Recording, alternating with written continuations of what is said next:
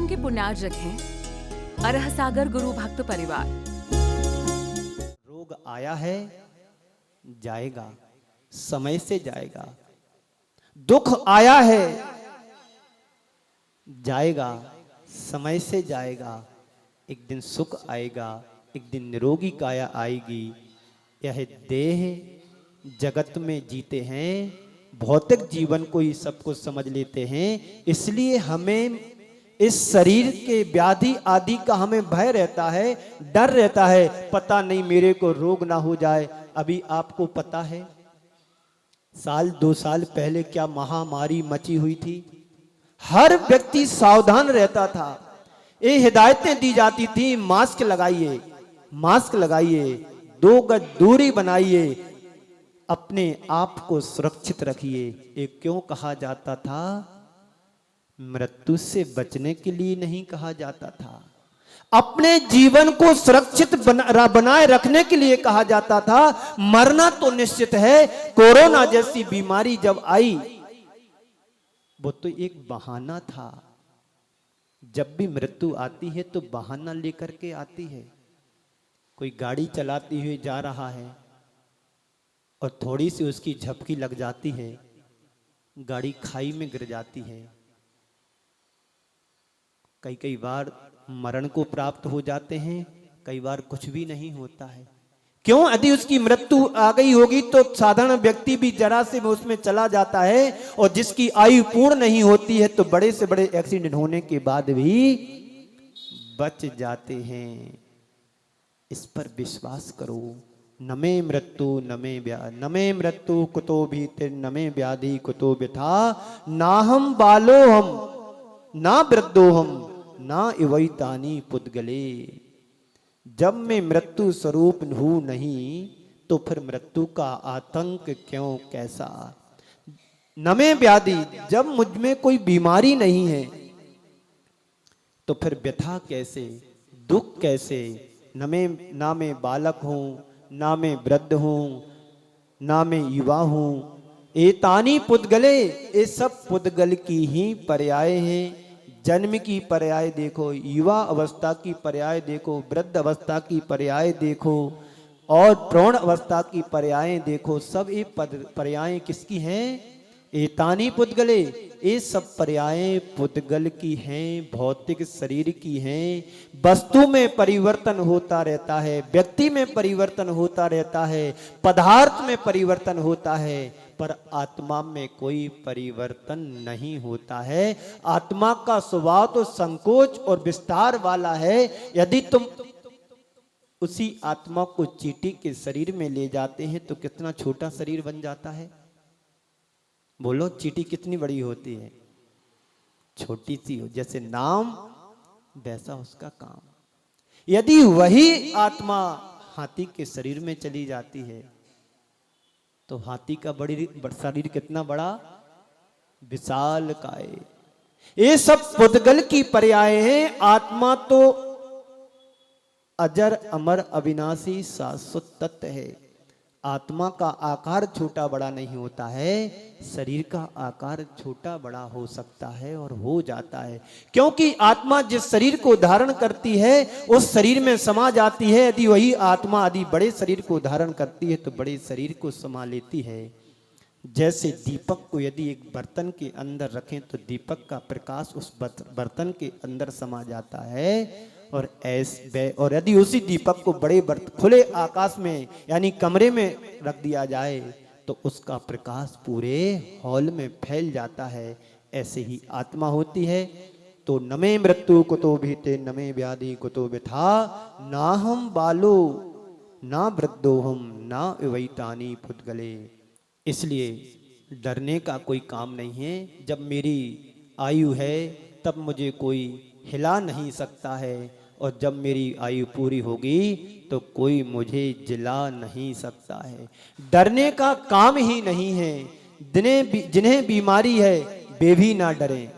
क्यों? बीमारी आई है तो एक दिन में तो कोई चीज आती नहीं है।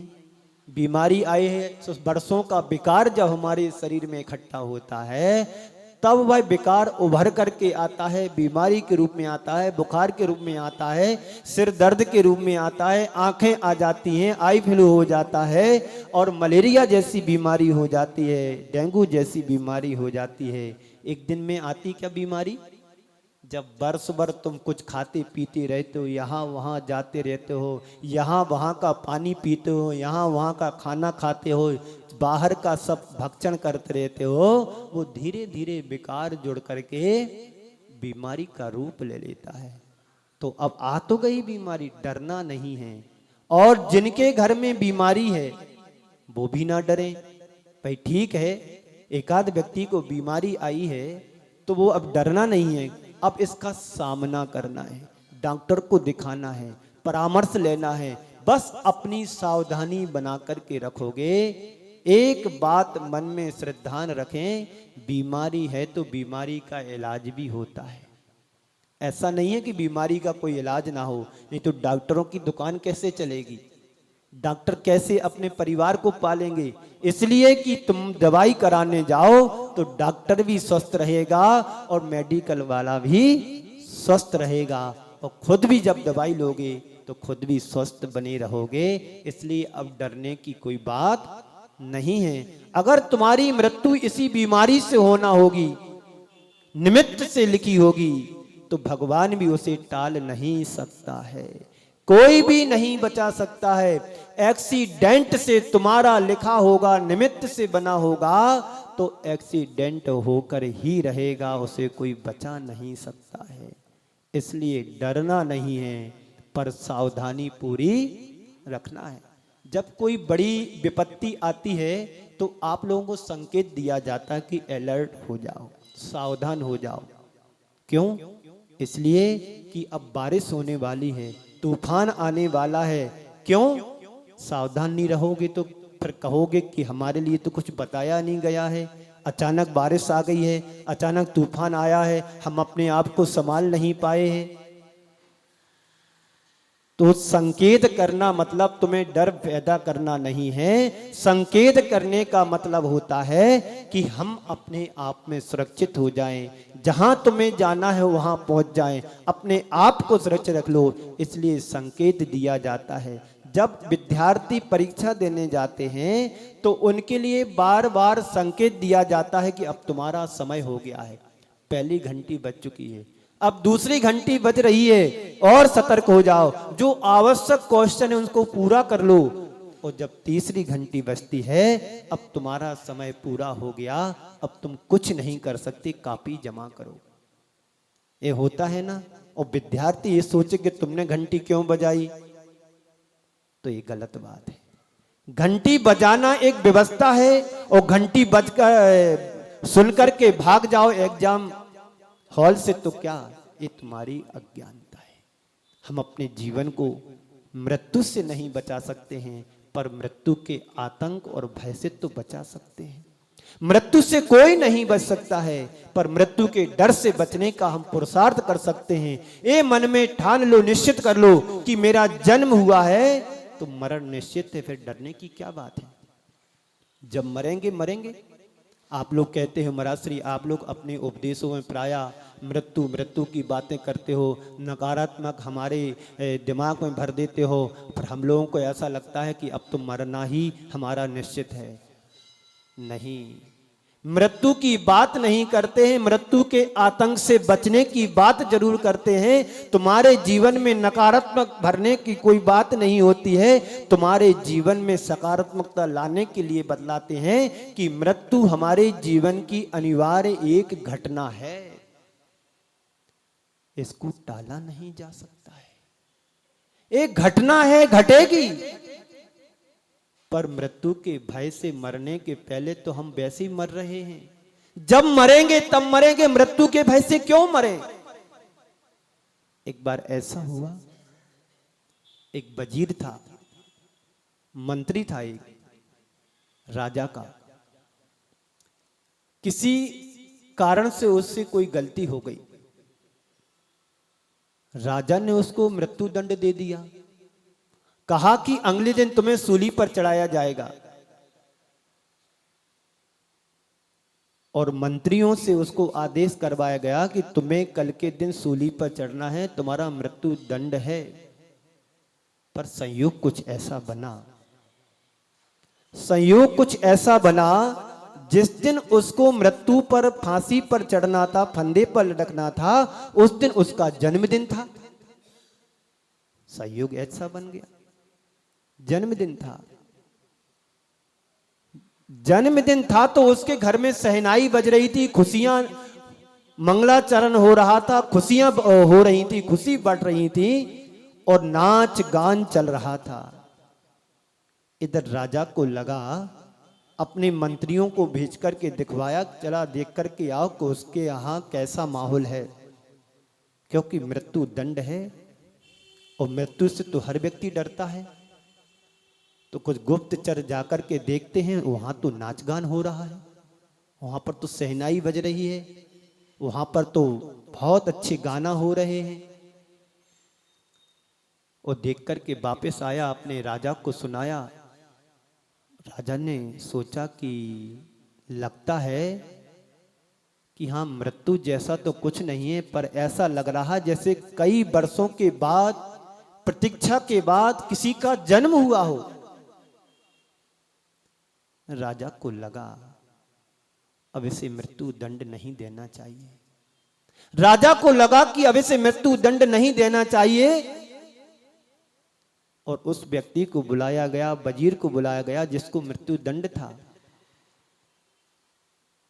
अचानक उसकी सब सेनाई, बाजे, नाच गाना बंद हो गए। जब मंत्री लोग आए, बोला कि ये बंद क्यों कर दिया गया? बोले चलिए, तुम्हारा मृत्यु दंड है, तुम्हें फांसी पर लटकना है, तुम्हारा समय हो गया। बोले ठीक है, जब समय आएगा तब मैं आऊंगा, लेकिन समय से पहले अभी मरने की मुझे कोई तैयारियां नहीं करना है, अभी तो मेरा जन्मदिन अच्छे से मनाना है, चालू करो नाच गाना। नाच गाना फिर से चालू हो गया। इन मंत्रियों ने जाकर के अपने राजा से कहा कि वहां तो ऐसा लग रहा है जैसे किसी का जन्म हुआ हो। पर राजा ने सोचा ठीक है, जो व्यक्ति जीना जानता है उसे मारने का अधिकार मेरे लिए भी नहीं है। जो व्यक्ति अपने जिंदगी को अच्छे तरीके से जीना जानता है उसको कोई मार नहीं सकता है। यदि हम लोग भी यदि जीना अच्छे तरीके से सीख ले तो हमें भी मृत्यु भी आकर के एक बार झुठला देगी कि इसको कोई मार नहीं सकता है, क्योंकि हमारी अभी अवस्था अस्त व्यस्त है, तो हमें कोई बचा भी नहीं सकता है। यदि हम अपने जीवन को सही तरीके से जिए, सुबह से उठें, समय से पहले उठें, सूर्य उदय के 1 घंटे पहले उठेंगे तो हमारा स्वास्थ्य स्वस्थ रहेगा। घूमने जाएं, अच्छे से अपनी चर्या करें, फिर मंदिर आए, देव दर्शन करें, अभिषेक करें और पूजन पाठ करें। घर जाकर के अपना कुछ और करना है तो वो करेंगे, तब तुम्हारी सुबह से शाम तक की दिनचर्या यदि अच्छी होगी तो तुम कभी अस्वस्थ नहीं हो पाओगे। और कोई भी तो थोड़े से में, जरा से में निकल करके तुम्हारा स्वास्थ्य ठीक हो जाएगा। जिसको जीने की कला आती है उसको मृत्यु भी नहीं मार पाती है। इसलिए मृत्यु से डरना नहीं है, ना मृत्यु के भय से डरना, ना मृत्यु से डरना है। डरना है तो मुझे अपने पापों से डरना है। पापों से डरोगे तो तुम हमेशा पाप से बचते रहोगे, और मृत्यु से डरोगे तो हमेशा मरते रहोगे। डरना नहीं, मृत्यु से पलायन नहीं होना है, उसका स्वागत करो, सम्मान करो, उसको स्वीकार करो। आई है मृत्यु, अब मृत्यु नहीं, मृत्यु महोत्सव मनाएंगे। ऐसा कर सकते हैं क्या हम? कर सकते हैं। कौन कर सकता है? ज्ञानी ही कर सकता है, सम्यक दृष्टि ही कर सकता है। सम्यक दृष्टि 7 भयों से मुक्त होता है, उसमें एक मरण भी भय है, यह लोक भय है, परलोक भय है। इन डरों से मुक्त होता है। वो जानता है कि इस भाव में मैं अच्छा करूंगा तो अगला भाव भी मुझे अच्छा मिलेगा, और जो यह भाव भी बिगाड़ता है वह पर भाव भी अपना बिगाड़ लेता है। उसको इस भाव में भी डर लगता है, पता नहीं अब मरण होगा तो क्या होगा, पता नहीं यहाँ तो अच्छा नहीं हुआ है, पता नहीं वहां जाकर के मेरा कैसा क्या होगा। ये डर किसका? जिसका जीवन बिगड़ा हुआ होता है उसका डर होता है, बिगड़ा हुआ डर भी होता है। जिसका जीवन सुधरा हुआ होता है उसका यह भाव भी अच्छा होता है और उसका पर भाव भी अच्छा होता है। जहां पर भी जाएगा सब अच्छा ही अच्छा होगा। इसलिए मुझे अब डरने की कोई बात नहीं है, अब डरना नहीं है, और मृत्यु के डर से भी नहीं डरना है। अब मुझे अपने जीवन में कुछ अच्छा करना है। बंधुओं, हम सबके जीवन में ये सब जो मिला है, जीवन मिला है, इस जीवन को जन्म लेना और जीवन से पलायन होना नहीं, जीवन का अभिनंदन करना, जीवन को पाकर के अपने जीवन को उन्नत बनाना है। यह जीवन हमने एक बार नहीं अनेकों बार पाया है। अब एक बार समझदारी से पाकर के उसका अभिनंदन करके अनंत काल के दुख दर्दों से मुक्ति पाना है। एक बार हमने यदि ज्ञान पूर्वक जीवन को पा लिया है, इस जीवन के माध्यम से हमें उत्कर्ष करना है। क्योंकि जन्म मरण तो हर जीव के साथ लगा हुआ है। जिसका जन्म हुआ उसका मरण निश्चित है, जिसका मरण हुआ है उसका जन्म निश्चित है। लेकिन संत कहते हैं इस जन्म मरण से मुक्ति पाना है तो हमें अपने जीवन को सुधारना पड़ेगा। जीवन में समाधि मरण करना होगा, जीवन को महोत्सव बनाना होगा, तब हमारा जीवन सुधर पाएगा। और जब जीवन सुधर जाएगा तो 2-4 भाव तुम्हारे बीच में रहेंगे, अधिक से अधिक 2-3 भाव, और ज्यादा से ज्यादा 7-8 भाव में यह जीव मुक्ति का अधिकारी बन सकता है। इसलिए भाव हमारे ना बिगड़े, भाव हमारे सुधरें तो निश्चित हमारी आत्मा का कल्याण होगा। और यदि हमारे भाव बिगड़ गए तो तुम्हें संसार में कोई बचा नहीं सकता है। भावों को सुधारें और भावों को भी सुधारें। जब भाव सुधरेगा तो भाव अपने आप सुधरेगा, और जब भाव सुधरेंगे तो आने वाली संतति हमारी भी अपने आप सुधर जाएगी और जीवन का उत्थान हो जाएगा।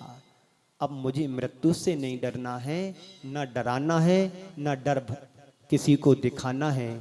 यदि कोई डर दिखाता है तो उसको हमें समझदारी से झेल करके उसका सामना करके उस डर से बचने की कोशिश करना है।